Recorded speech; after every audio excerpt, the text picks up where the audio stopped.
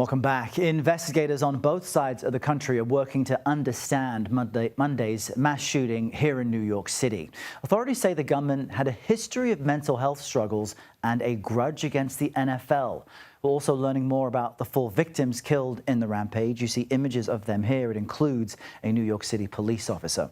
CBS News correspondent Lilia Luciano has been following this since the story broke. Lilia, tell us about the note that was apparently found with the suspect and how it helps shape out this picture about his mental health history.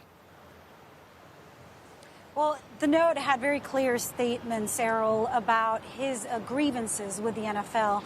In the note, he described and thanked some of the scientists who have been leading the research on CTE, this traumatic brain injury or condition that people develop over years of playing contact sports. He talked about how he believed that the NFL had been hiding what they knew about the condition for profit.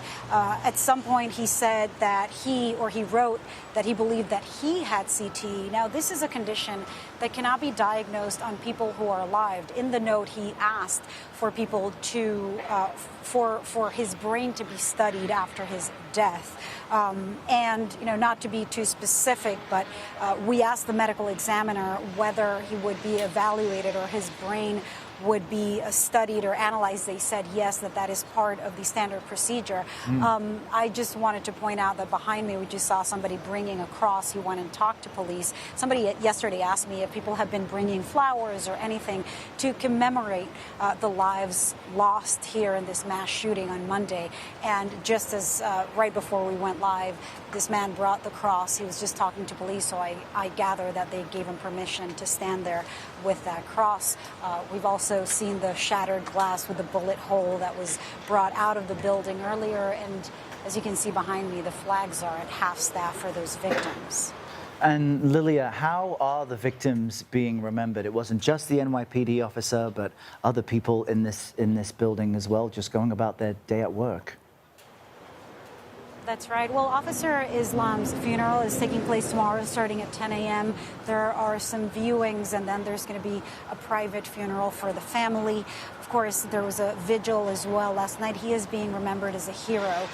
The families, we've been reaching out respectfully to the families of Wesley LePatner. She was the executive at Blackstone. She was remembered by colleagues and in a statement by the company.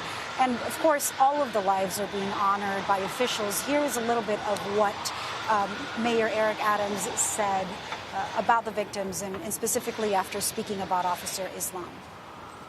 And to lose a child, it is one of the most abnormal things that could happen in our society. Children are supposed to bury their parents. Parents are not supposed to bury their children. And some of the victims were parents themselves. As I mentioned, Officer Islam as well as Wesley LePatner, they were parents. Each one had 2 children. Officer LePatner had a child on the way. Alan Etienne, who was the security guard who was killed right here at the lobby on Monday, he was described as a dedicated father who would have done anything for his children. And of course, the youngest victim is Julia Hyman. She was the employee who was killed on the 33rd floor. We've also been reaching out to colleagues and family members so that we could learn more and honor their lives as the days go by. Yeah, and Lilia, we see the people behind you engaged in what appears to be prayer. This is a horrific event that has touched so many people. We appreciate your reporting, Lilia Luciano, on the scene for us this morning. Lilia, thank you.